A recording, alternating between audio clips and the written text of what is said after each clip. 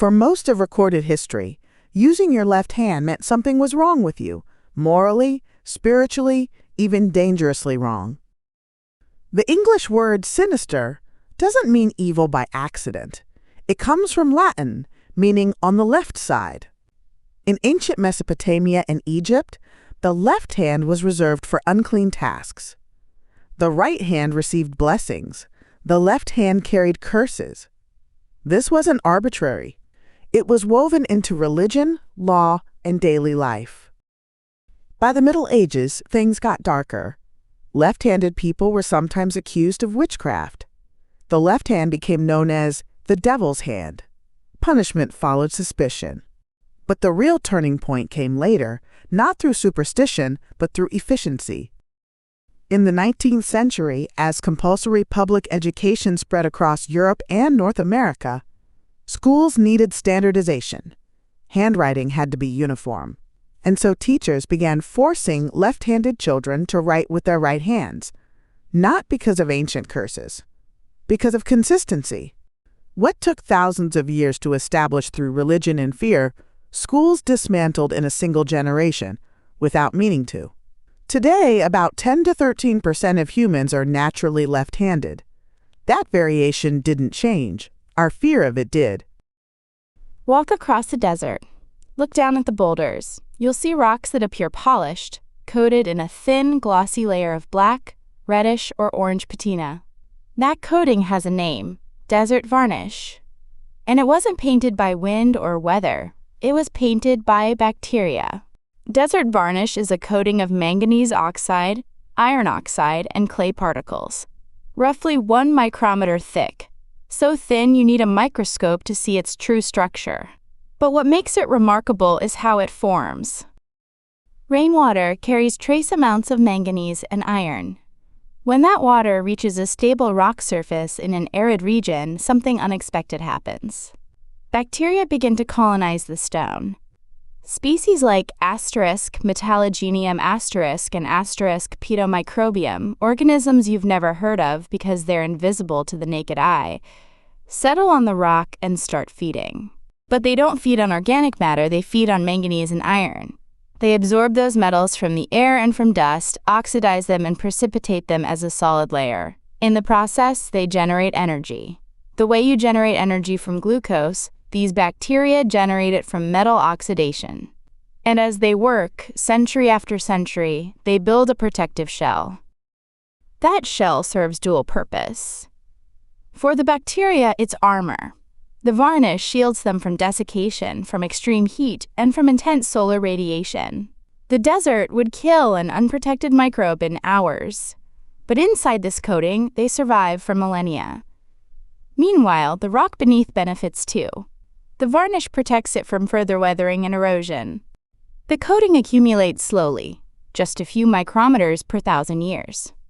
In the southwestern deserts of the United States, a fully developed varnish layer takes approximately 10,000 years to form. That means the black patina you see on a boulder today began forming in the early Holocene, around the time humans were first building permanent settlements. Rock varnish appears in concentrations of manganese 50 to 300 times higher than the surrounding soil. That extreme concentration is the signature of bacterial activity. It's also why the color varies. High manganese concentration produces black varnish. Higher iron concentration produces reddish or orange hues. This isn't just a curiosity. Archaeologists use desert varnish as a timeline. They study the patina on ancient petroglyphs. If a petroglyph is carved through the varnish, exposing fresh rock beneath, experts can estimate how old the carving is. The varnish accumulation rate becomes a clock, slower than a tree ring, but reliable across centuries. So the next time you see a rock glowing black in the desert sun, remember, you're looking at a collaboration between stone and bacteria spanning thousands of years. You're looking at invisible life engineering a visible world. Most of us learn by blocking. Tackle skill A until we master it, then move to skill B, then skill C.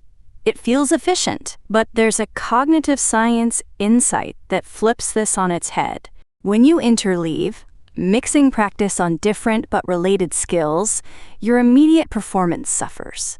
You feel slower, more confused, but then something remarkable happens. Research from UCLA and cognitive psychology labs shows that interleaved practice, despite feeling harder in the moment, doubles test performance within just 1 day. Students practicing math problems in mixed order outperformed those who blocked problems by type. Here's what's happening in your brain.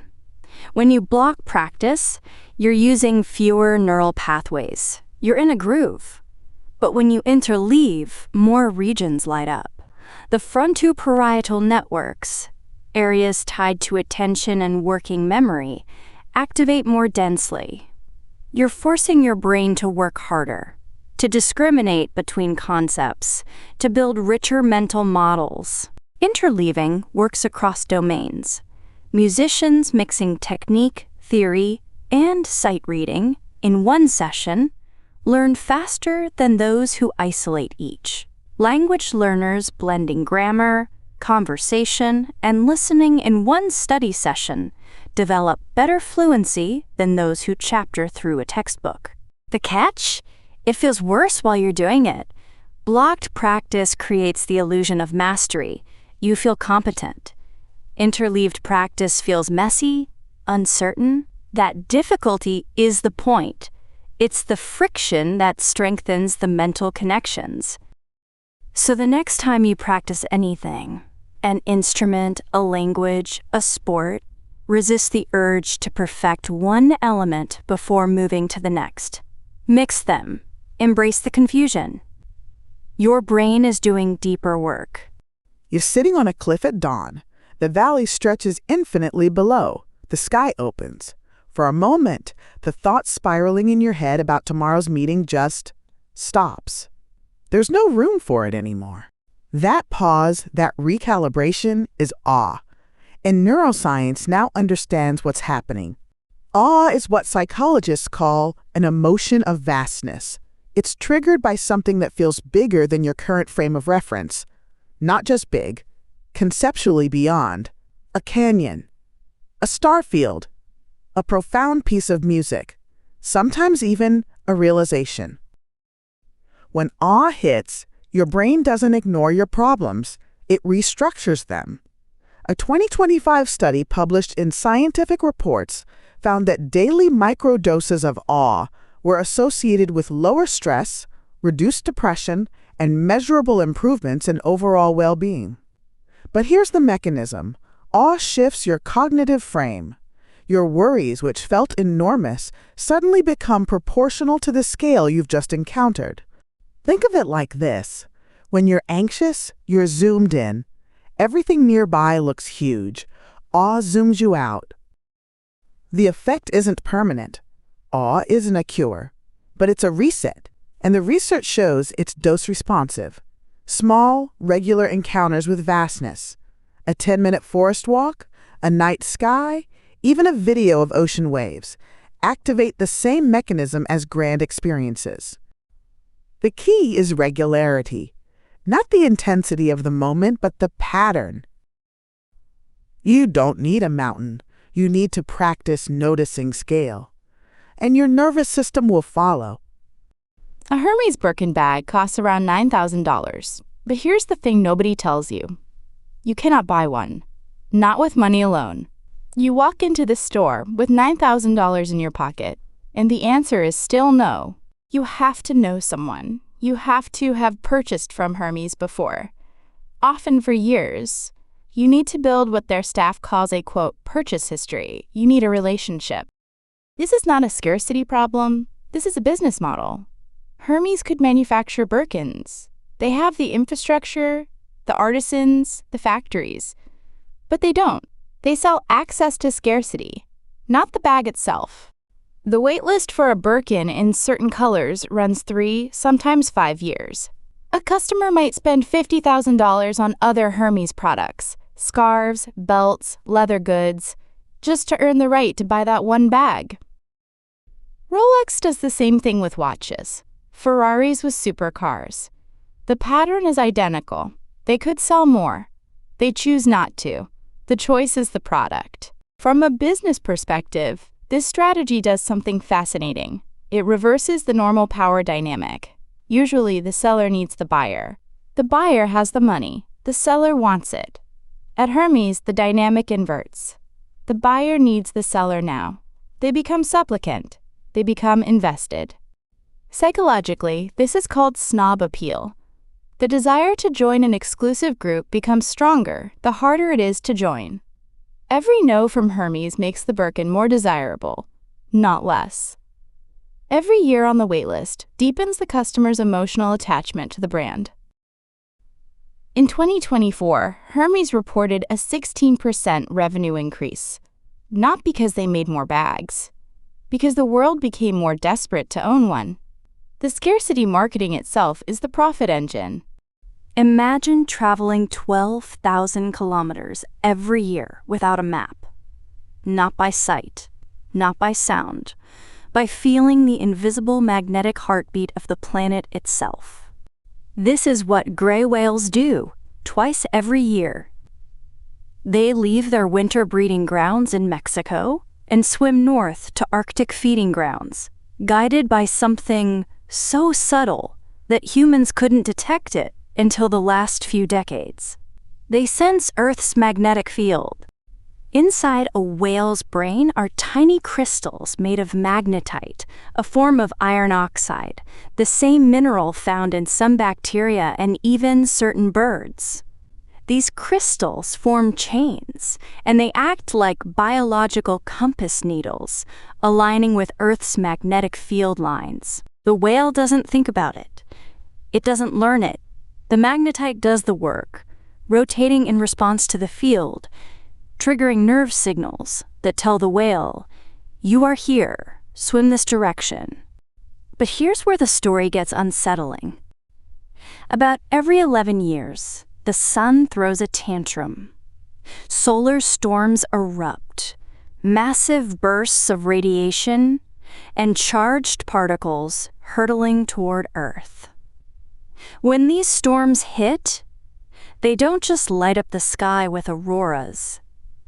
They disturb Earth's magnetosphere, that invisible magnetic shield that normally holds steady. And when the magnetosphere flickers, the whales get lost. Research shows that gray whales are 4.3 times more likely to strand themselves on beaches during geomagnetic storms than on calm, magnetic days. Not injured, not ill, just confused. Their compass broke.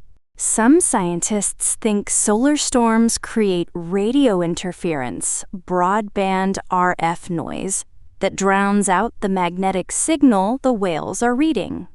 Others suggest the magnetosphere's distortion physically scrambles the whale's internal compass. Either way, thousands of whales have washed ashore in years that coincide with solar activity peaks, and they had no way to find their way back. What fascinates us is how fragile yet elegant this system is. Whales have been using Earth's magnetic field to navigate for millions of years, but our planet's magnetosphere isn't static. Solar winds push on it. Geomagnetic events shake it. And now, human technology, power grids, radio transmitters, might be adding noise to a signal whales evolved to depend on. The whales don't know the sun exploded, they just know their compass stopped working. Navigation isn't about maps, it's about trusting the invisible signals around you. The whales taught us that. Imagine a city of 1 million people with no pumps, no electricity, no pipes as we know them today. Fresh water arrives at your doorstep daily. How? At its height, Rome had 11 separate aqueduct systems, bringing water from sources up to 92 kilometers away. The engineering principle was elegant and brutal in its simplicity. Gravity. The Romans didn't fight water uphill. They mapped the terrain, calculated the slope, so slight you'd barely notice it, and let water do what it naturally wanted to do, flow downward. Most of the system ran underground. Channels were carved through rock, brick and concrete formed the channels themselves, and then, at the city's edge, the water had to climb. That's when you see those massive arches. Not because the Romans wanted spectacle, because they needed to carry water across a valley to get to higher ground on the other side. When water reached Rome, it flowed into enormous cisterns positioned on the highest ground. From there, lead pipes distributed it downward to public baths, fountains, private homes. At the system's peak, each Roman citizen received roughly 1 cubic meter of water per day. That's comparable to modern standards. The Romans even maintained water quality. They diverted clean rivers into separate channels. They replaced water in public baths regularly. They understood something we often forget. Engineering is as much about thinking as building. Some of those aqueducts still bring water to Rome today, built nearly 2,000 years ago. Still working. That's not just engineering, that's permanence. Look at a map of certain regions on Earth and you'll notice something odd. The landscape is pocked with holes. Sinkholes, they're called. Depressions that appear without warning. Roads disappear into them. Lakes vanish. Entire caves lurk beneath the surface. This isn't random geology. It's the work of water. The process is called Karst Topography, named after the Kras region of Slovenia, where the landscape is textbook. But karst regions span the planet. The Balkans, the Appalachian Mountain Zone, parts of China, Mexico, Central America. Thousands of square miles engineered by a single force, slightly acidic rainwater dissolving limestone. Here's how it works. Rainwater is naturally slightly acidic. As it falls, it absorbs carbon dioxide from the atmosphere. When it hits soil, it absorbs more CO2 from decomposing plants. This makes the water faintly acidic. Not strong enough to burn your hand, but strong enough to dissolve rock over geologic time. When that water seeps down through cracks in limestone, dolomite, or gypsum, all soluble rocks, it begins to attack them. The weak carbonic acid dissolves the mineral structure. Limestone, which is primarily calcium carbonate, reacts. The rock doesn't crumble, it dissolves. It goes into solution. It's carried away in the groundwater as invisible ions. At first, the effect is microscopic. Tiny voids open in the rock where water flows along the path of least resistance. But water is persistent. Trillions of water molecules, century after century, take the same route, dissolving the same cracks wider. Over thousands of years, small voids become larger voids. Underground drainage tunnels expand. Caverns form. Eventually, the void grows so large and extends so close to the surface that the ceiling above it can no longer support its own weight. The ground collapses. A sinkhole opens. And all at once, the hidden becomes visible. This happens slowly enough that you'd never detect it in a human lifetime. But across millennia, it's dramatic. Entire cave systems stretch for hundreds of kilometers underground. The Mammoth Cave in Kentucky, the world's longest known cave system, stretches for over 400 miles, all of it carved by water you can barely see. The process depends on climate. Warmer, wetter regions develop karst features faster. Drier regions develop them more slowly or not at all. But given enough time, water wins everywhere. The strongest stone surrenders to the weakest acid, provided the acid is patient enough. Sinkholes aren't just geological curiosities. They shape human life. They sink houses, they swallow highways, they open suddenly. But they're also fountains. In arid regions, sinkholes provide access to groundwater, life-giving springs that allowed civilizations to flourish in otherwise dry lands. The landscape is a record of patience. Every sinkhole, every cave, every underground river is evidence of water's quiet persistence. Water does what dynamite cannot. It dissolves mountains, one molecular transaction at a time. In 556 BCE, a Greek poet, named Simonides discovered something extraordinary. After a banquet hall collapsed, killing everyone inside, Simonides was able to identify the crushed bodies by remembering exactly where each person had been sitting. Seeing a space and remembering what occupied it unlocked the memory. From that moment, a technique was born that would outlast empires, the method of loci or memory palace. Cicero used it. Medieval scholars used it. It works like this. Take a place you know intimately, your childhood home, a familiar route, a building you walk through daily. Mentally place the items you want to remember at specific locations within that space. A fact becomes a vivid object at the kitchen table. A date becomes an image at the front door. Then, to recall, you mentally walk through the space again. The reason it works is neuroscience deep. Your brain has evolved over millions of years to navigate physical space. Navigation and spatial memory are among your most powerful cognitive systems. The memory palace hijacks that strength, anchoring abstract information to a spatial structure your brain naturally excels at encoding. Brain imaging studies confirm this.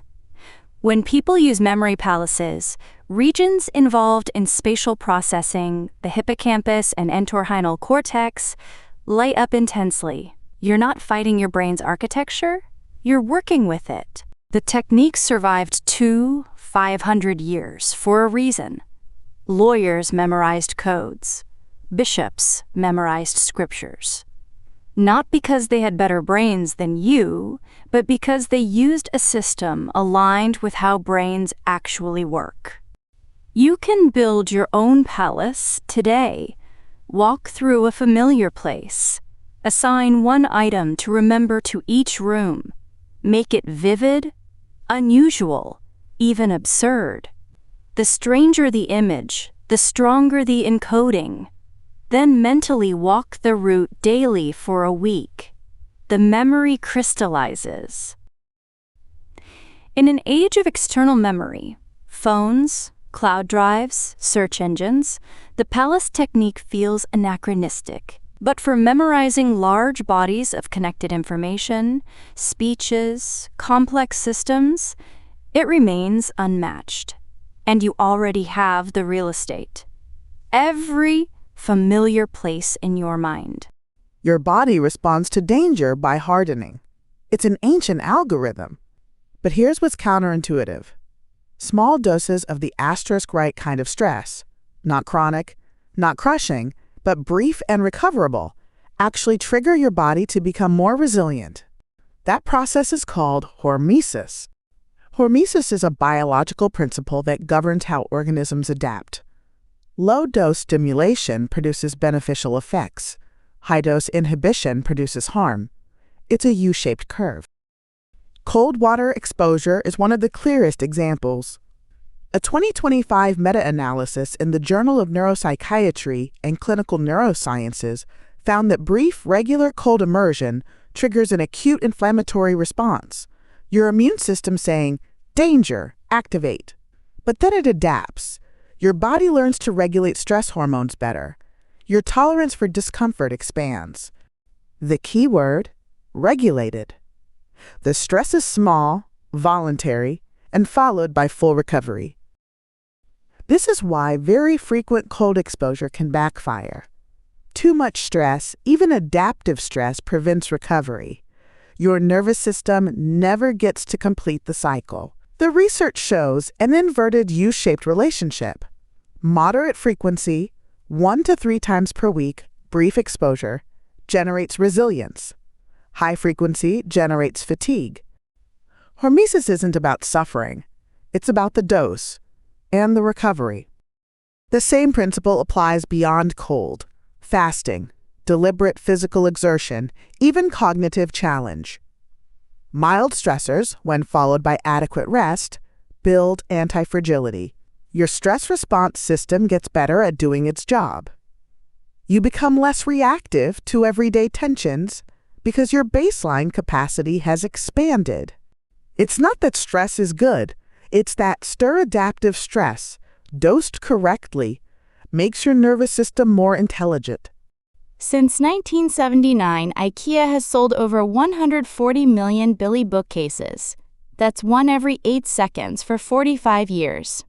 It is the best-selling bookcase in human history. But here's what makes it strangest.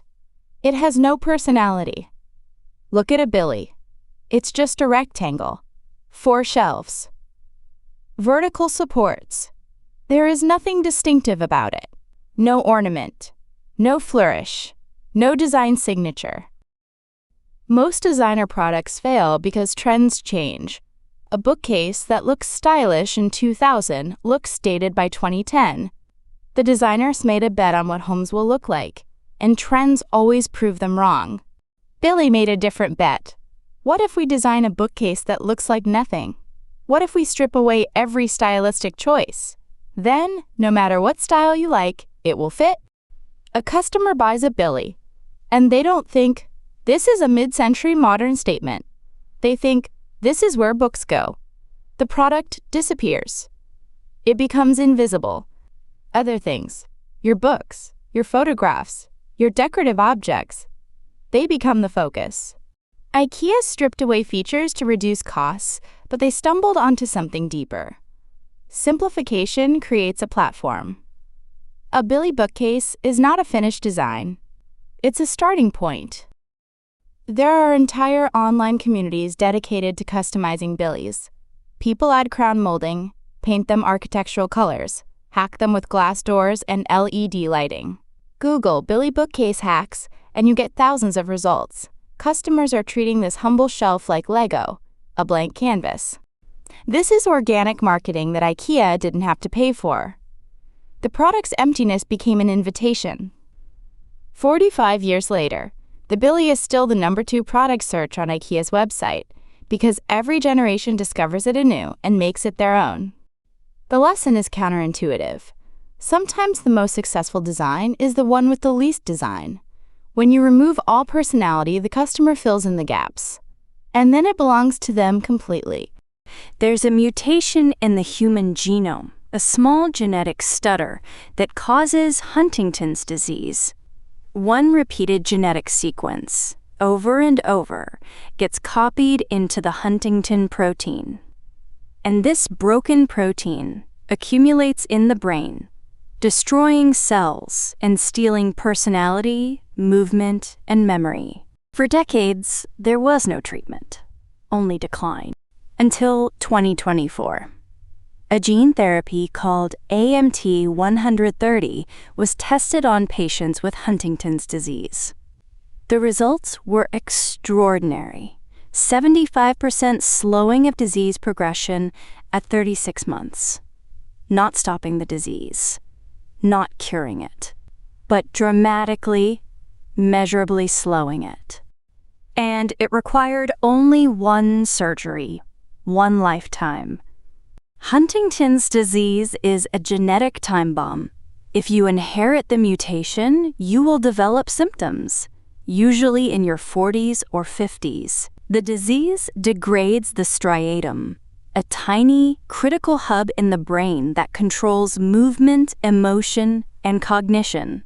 Patients gradually lose control of their bodies. Their thoughts begin to fragment, and the decline is relentless. There's no coming back from Huntington's. Once symptoms start, the only direction is down. Until AMT-130. Here's how it works. Surgeons use MRI imaging to guide a needle into the deepest part of the brain, the striatum. They inject a modified virus carrying corrected genetic instructions. This virus acts like a cellular courier, delivering a message that says, "Stop making so much Huntington protein." The virus doesn't fix the broken gene. It doesn't erase the mutation. It simply turns down the volume on the toxic protein. Less Huntington, less damage, slower decline. In the trial, Patients who received the high-dose therapy saw their disease progression slow by 75% over 3 years, measured by the Unified Huntington's Disease Rating Scale, a test that checks motor control, cognition, and functional ability. To put that in perspective, in an untreated Huntington's patient, the disease accelerates. Every month, subtle changes. Every year, noticeable decline. A 75% slowdown means that a patient who would lose significant function in 3 years might lose the same function in 12. Not a cure, but time. The surgery itself is brutal. 8 to 10 hours under the knife, a needle in the brain, anesthesia that carries its own risks, and the genetic therapy isn't approved yet. The FDA reviewed the Phase 1/2 data in 2025 and said more evidence is needed. But the fact that a single injection can slow a neurodegenerative disease by 75%, that's the first domino. This is proof that genetic medicine can reach into the brain, rewrite broken instructions, and buy time back for people who thought time was running out. Medicine, for most of human history, treated symptoms.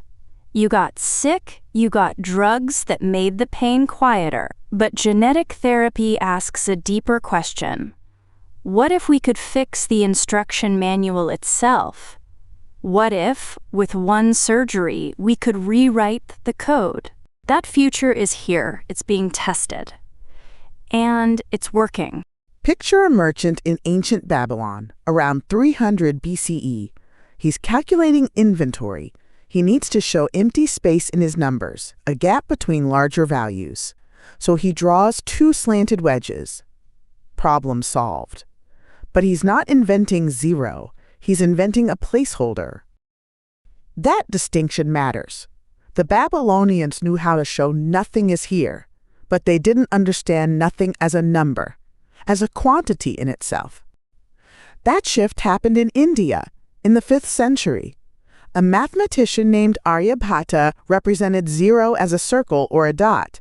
And then, crucially, he used it in calculations, not as filler, as a number. By the 7th century, Brahmagupta wrote down rules: how to add zero, how to subtract zero, how to use it in division. He treated zero as a legitimate quantity. The Hindus had understood something the Babylonians and Mayans had missed. Nothingness has meaning. From India, this knowledge traveled east to China, then west to the Middle East. In the 8th century, a mathematician named Al-Khwarizmi, yes, that's where algorithm comes from, studied Indian arithmetic. He took those rules and synthesized them into a system called al-Jabr. We know it as algebra. The word zero itself comes from the Arabic sifr, which means empty or nothing. That word eventually became cipher in English. And then zero. From a symbol for absence, humanity had created a symbol that unlocked mathematics. Without zero, you can't do place value. Without place value, you can't calculate efficiently. Without efficient calculation, there's no modern science, no navigation, no computers. Nothing, it turned out, was everything. You walk into a room, you walk across a field, you get into a car. Without knowing it, you're leaving behind a record, not footprints, not hair, but something more persistent. Soil. Every handful of soil is unique. It carries a chemical signature, a fingerprint written in elements: iron, manganese, potassium, trace metals, and in isotopes, the variant forms of atoms that carry regional identity. This signature is so specific that scientists can match a soil sample to a location the way a fingerprint is matched to a person. How does this work? Soil is the product of geology and climate. A soil from Vermont contains different minerals than soil from Texas. Soil near limestone bedrock has different chemistry than soil near granite. Soil near the ocean carries different isotopic ratios than soil from inland. Each region's water cycle, where rain falls, where snow melts, where rivers flow, imprints itself on the soil. Scientists use a technique called isotope ratio mass spectrometry to read this record. They measure the proportion of different isotopes, say the ratio of heavy carbon-13 to light carbon-12. This ratio varies by latitude, by elevation, by what plants grow there, by whether fertilizers were used. The signature is as individual as a fingerprint. Trace element analysis goes deeper. They measure the concentrations of manganese, zinc, copper, lead, elements that accumulate in soil over decades. Different parent rocks, different weathering patterns, different pollution histories, all leave different elemental profiles. A mass spectrometer can analyze a single gram of soil and produce a chemical map that points to a specific place. This matters in forensics. If someone is suspected of a crime at location A, investigators collect soil from the suspect's clothing, shoes, or vehicle. They analyze its elemental fingerprint. If the fingerprint matches soil samples from location A, the evidence is strong. But it's not just about matching. It's about exclusion. They can rule out entire regions. Archaeologists use the same principle to trace ancient trade routes and understand human migration. A pottery shard found in Egypt can be matched back to clay sources in Syria or Nubia by its chemical signature. Where did the clay come from? Which kiln was it fired in? The soil remembers. More remarkably, new research is exploring soil DNA fingerprinting. Different regions harbor different microbial communities, bacteria and fungi unique to that place. These microbial signatures can also serve as spatial markers. Your shoe carries the microbial DNA of everywhere you've walked. Every place has a chemical identity. The moment you touch that place, its signature transfers to you. Your hands, your clothes, your vehicle. You can't avoid it. You carry geography with you. And if you need to prove where you were, or where something came from, the soil will testify. Not in words, but in the language of elements and isotopes, a language older than human speech. You finish reading chapter 3, so you read it again. Feels good, familiar, then again. Each time feels like learning. But it's an illusion.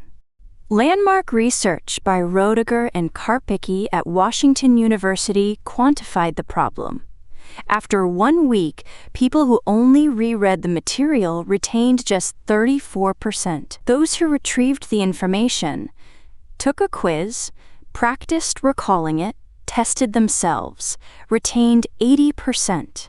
That's more than double. The difference gets starker over days. Within 2 days, re-reachers forgot 56% of what they'd studied.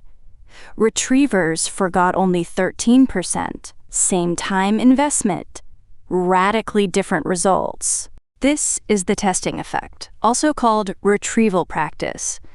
And it's one of the most robustly replicated findings in cognitive psychology. Not because it's new, researchers have known about it for decades, but because it works across every domain tested. Language learning, medicine, mathematics, history, names, faces. The effect holds. Here's the neuroscience. When you reread, you're engaging recognition memory. The material looks familiar. Your brain mistakes familiarity for knowledge. You're taking the easy path. When you retrieve, when you force yourself to pull information from memory without the text in front of you, you activate a different system. You're building stronger, more distributed neural connections. The act of retrieval strengthens the pathways you use to recall that information in the future. Rereading feels passive and easy. Retrieval feels harder, more vulnerable. That difficulty is the learning your brain is working. And that work, compounded over days and weeks, creates memory that lasts. The practical strategy? Close the book. Write down what you remember. Take a practice test. Ask yourself questions before looking at answers. Space these retrievals. Quiz yourself after 1 day, then a week, then a month. Each retrieval strengthens what you know. Study time is finite. Every hour spent rereading is an hour not spent retrieving. Switch the strategy, and the same hours of study yield memory that persists. You slept 8 hours. You should feel rested. But you're sluggish, irritable, your metabolism feels off. You might be experiencing something researchers call social jet lag, and it has nothing to do with travel. It's the cost of rhythm misalignment. Social jet lag is the biological mismatch between your internal clock and your social schedule. You sleep 8 hours on Monday at 11 p.m. You sleep 8 hours on Saturday at 2 a.m. Same duration, radically different biological timing. 2/3 of working populations in industrialized countries experience chronic social jet lag, not as a one-time event, as a pattern. And the research is unambiguous. It's not benign. A 2025 study in Sleep Science and Practice found that circadian misalignment is independently associated with obesity, metabolic disorders, type 2 diabetes risk, and elevated cortisol levels. Not because of sleep deprivation, because of timing disruption. Your metabolic processes are phase-locked to your circadian rhythm. When you shift that rhythm frequently, your body can't keep synchronized. Your liver metabolizes differently. Your immune response flattens. Your mood regulation system becomes dysregulated. The mechanism: circadian rhythm disrupts the hypothalamic pituitary adrenal axis, the master control center for hormonal balance. This is why weekend sleep doesn't catch up. Your body isn't running a sleep-dead equation, it's running a rhythm. And a regular rhythm, even with adequate hours, creates a chronic low-grade stress state that accumulates over weeks and months. The solution isn't more sleep, it's consistency. Even if your schedule isn't perfect, aligning sleep and wake times within 30 minutes across all days allows your internal clock to entrain. Your hormones synchronize. Your metabolism stabilizes. Your body doesn't want long sleep. It wants predictable sleep. If your schedule can't be consistent, the research shows that deliberate light exposure, sunlight within the first hour of waking, and consistent meal timing provide secondary anchors to help your circadian system resync. But the primary signal is still timing. A Boeing 737 has 162 seats. United Airlines, on a given flight, might sell 175 tickets. 13 of those seats do not physically exist. The airline is betting that exactly 13 people won't show up. This is called overbooking, and it's not a mistake. It's a mathematical optimization problem with your seat as the variable. Here's how it works. Every passenger who buys a ticket carries a probability. Maybe that person has a 90% chance of actually boarding, maybe 85%. Based on historical data, the day of week, the time of year, the route, an airline calculates what percentage of its confirmed passengers will be no-shows. Then it solves an equation. How many extra tickets can we sell so that, statistically, we end up with a full plane and barely anyone walks away angry? U.S. Airways calculated this precisely. In 2006, the airline reported that if it had not overbooked its flights, it would have lost $1 billion of its annual revenue. $1 billion. Not millions, billions. The math has a breaking point, though. When more people show up than seats exist, the airline has to remove someone. They offer compensation, cash, flight vouchers, hotel stays. Often, they'll offer $1,000, then $1,500, until someone volunteers to take a later flight. The airline is balancing two costs: the cost of an empty seat versus the cost of bumping a passenger. An empty seat on a cross-country flight costs the airline maybe $600 in lost revenue. A bumped passenger costs $1,500 in compensation. So the airline calculates, overbooking by 10 seats means, on average, 2 people get bumped. 2 bumped passengers cost $3,000. 8 empty seats would cost $4,800. Therefore, overbook by 10. This is probabilistic thinking applied to logistics. It assumes passengers are independent random variables, like coin flips. That assumption breaks down occasionally. A snowstorm grounds a connecting flight, and suddenly everyone on the subsequent flight shows up. But on average, over thousands of flights, the math works. What's extraordinary is that the system is so invisible.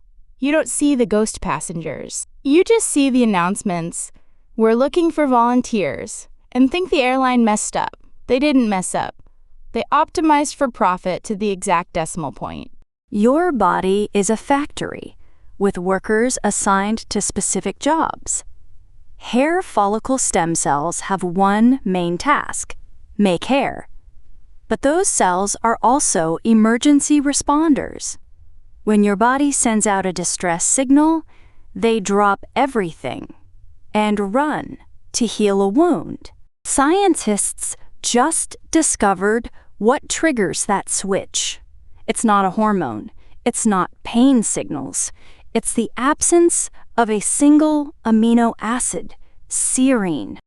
When serine levels drop, from reduced dietary intake, from stress, from injury, hair follicle stem cells sense the shortage and flip into repair mode. Hair growth pauses. Wound healing accelerates. Serine is a non-essential amino acid. Your body makes some, but you also get it from food: meat, grains, milk, and nuts.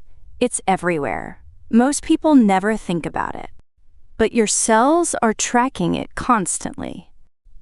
When serine gets scarce, cells activate what scientists call the integrated stress response, a survival protocol that rewires how cells behave.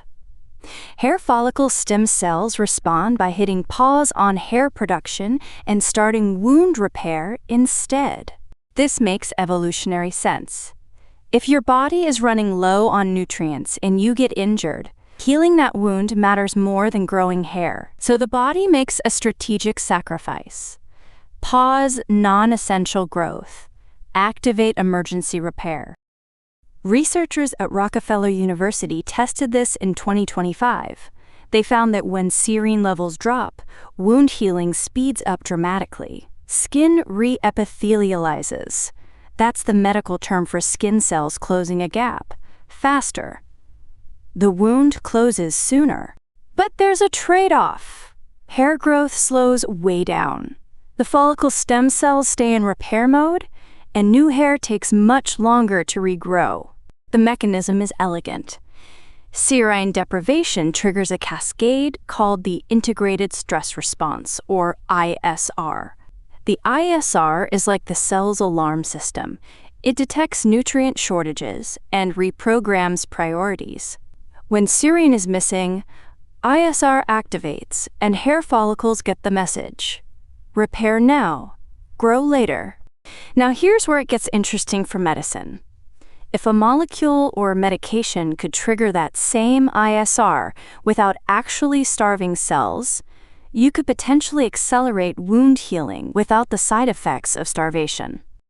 Imagine someone recovering from surgery, or a patient with a chronic wound that won't close. What if a targeted medication could signal their hair follicle stem cells to shift into repair overdrive without them having to diet down? It's in early research, but the principle is proven. What fascinates us is how your body makes trade-offs at the cellular level. Hair is a luxury. Wound healing is survival. When resources get tight, your cells know which is which. They don't get angry about it. They don't suffer. They just switch. And serine, this tiny molecule from your breakfast, is the remote control. Your body is far more intelligent than you realize. It's making thousands of strategic calls every moment, based on signals you can't feel. That's not magic. That's just cells thinking.